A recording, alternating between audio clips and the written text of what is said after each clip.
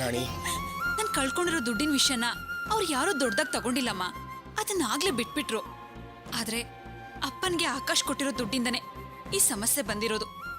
ಮದ್ವೆಗಿಂತ ಮುಂಚೆನೆ ಅಳಿಯನಿಂದ ಮಾವ ದುಡ್ಡು ತಗೊಂಡಿದ್ದಾನೆ ಅಂತ ಅವರೆಲ್ಲ ಕೋಪ ಮಾಡ್ಕೊಂಡಿದಾರಮ್ಮ.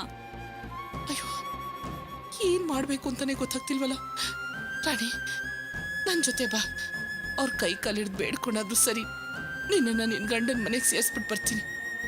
ಆಗಲ್ಲ ಅಮ್ಮ. 3 ಲಕ್ಷ ರೂಪಾಯಿ ದುಡ್ಡು ತಗೊಂಡೆ ಈ ಮನೆ ಹೊಸಲು ತುಳಿತೀನಿ ಅಂತ ನಾನು ಅವ್ರಿಗೆ ಕಡಾಖಂಡಿತವಾಗಿ ಹೇಳ್ಬಿಟ್ಟು ಬಂದಿದ್ದೀನಿ. ಯಾವುದೇ ಕಾರಣಕ್ಕೂ ಬರೀ ಕೈಲಿ ನಾನು ನಮ್ಮನೆಗೆ ಬರೋದಿಲ್ಲ. ಅಯ್ಯೋ, ಈಗ ನಮ್ಮ ಕುಟುಂಬ ಇರೋ ಪರಿಸ್ಥಿತಿನಲ್ಲಿ 3 ಲಕ್ಷ ರೂಪಾಯಿ ಎಲ್ಲಿಂದ ತರೋದು? ಅದೇನು ಕಮ್ಮಿ ದುಡ್ಡ? ಅಷ್ಟು ದುಡ್ಡು ತರೋ ಸಾಧ್ಯ ಆಗೋದು ನಿಮ್ಮ ಅಣ್ಣ ರಮೇಶನಿಗೆ ಮಾತ್ರ. ಅವನು ನಿನ್ನ ಮದುವೆನಲ್ಲಿ ಚಿನ್ನ ಹಾಕೋದಕ್ಕೆ ತುಂಬಾ ಕಷ್ಟಪಟ್ಟಿದ್ದಾನೆ ಕಣೆ. ಈಗ ಅವನ್ ತಾನೆ 3 ಲಕ್ಷ ರೂಪಾಯಿ ಎಲ್ಲಿಂದ ತರ್ತಾನೆ ಹೇಳು? ಅಣ್ಣನ್ ನಂಬ್ಕೊಂಡೆ ಅಮ್ಮ ನಾನಲ್ಲಿ ಆ ಮಾತಾಡ್ ಬಂದಿದ್ದು. ಆದ್ರೆ ನಾನೀಗ ಏನ್ ಮಾಡ್ಬೇಕು ಅಂತಾನೆ ನನಗೆ ಗೊತ್ತಾಗ್ತಾ ಇಲ್ಲ. ಅದಕ್ಕೆ ದೇವಸ್ಥಾನಕ್ಕೆ ಹೋಗಿ ಕುತ್ಕೊಂಡಿದ್ದೆ.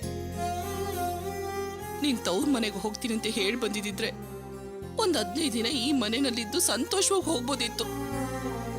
ಆದ್ರೆ ನೀನಲ್ಲಿ ಸಮಸ್ಯೆ ಆಗಿ ಇಲ್ಲಿಗೆ ಬಂದಿದ್ಯಾ. 2 ದಿನ ಈ ಮನೆಯಲ್ಲಿ ನೀನಿದ್ರೆ ಅಕ್ಕಪಕ್ಕದ ಮನೆಯವರೆಲ್ಲ ನಿನ್ ಗಂಡನ್ ಬಿಟ್ಟು ಬಂದೋಳು ಅಂತ ಬಾಯಿ ಬಂದಂಗ್ ಮಾತಾಡ್ತಾರೆ. ಏನ್ ಮಾಡ್ಬೇಕು ಅಂತಾನೆ ಗೊತ್ತಾಗ್ತಿಲ್ಲ. ಭಾಗ್ಯ, ನಿನ್ ಮಗ ಬಂದು ಮನೆ ಮುಂದೆ ನಿಂತಿದ್ದಾನೆ. ನೀನ್ ನೋಡಿದ್ರೆ ಅಳ್ತಾ ಇದೀಯಾ? ಏನು, ನನ್ ಮಗ ಬಂದ? ಹೌದು, ನೀನ್ ಬಂದ್ ನೋಡು. ಅಯ್ಯೋ ದೇವ್ರೆ, ನನ್ನ ಹೊಟ್ಟೆಗೆ ಹಾಲು ಸೋತಂಗಾಯ್ತಪ್ಪ. ರಾಣಿ, ನೀನ್ ಈ ಮನೆ ಕಾಲಿಟ್ಗಳಿಗೆ ಕಾಣೆ ಆಗಿದ್ದ ನನ್ನ ಮಗ ವಾಸು ಬಂದ್ಬಿಟ್ಟ. ವಾಸು,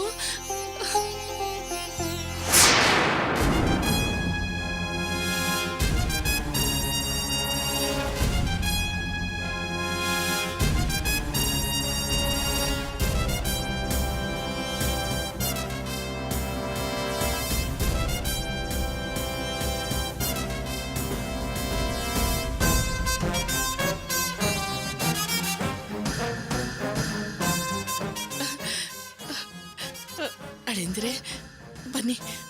ಪಾಪ ರಮೇಶ, ಯೋ ಬಾರಯ್ಯ ಒಳಗೆ. ನೀವೆಲ್ಲರೂ ಒಟ್ಟಿಗೆ ಬರ್ತೀರಂತ ನಾನು ಅನ್ಕೊಂಡಿರ್ಲಿಲ್ಲ. ನನಗೆ ಎಷ್ಟು ಸಂತೋಷ ಆಗ್ತಿದೆ ಗೊತ್ತಾ? ಬನ್ನಿ ಪಾಪ, ಬಾ.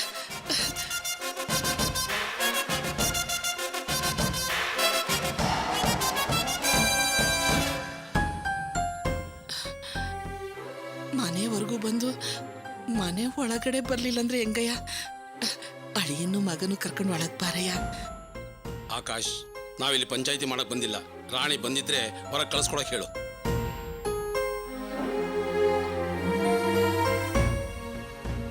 ರಾಣಿ ಒಳಗಿದ್ದಾಳ? ಬಂದಿದ್ದಾಳೆ, ಒಳಗಡೆನೆ ಇದ್ದಾಳೆ.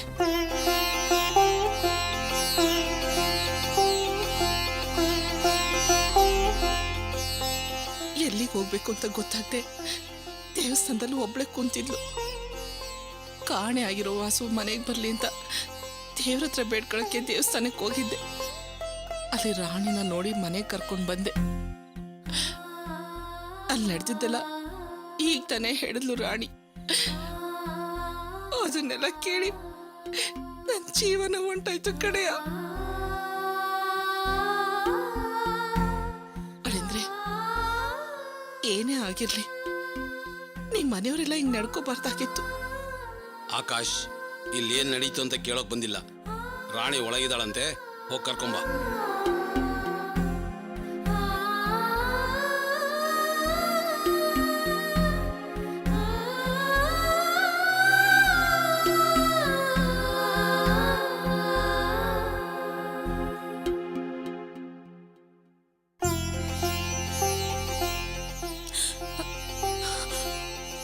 ಆಕಾಶ್,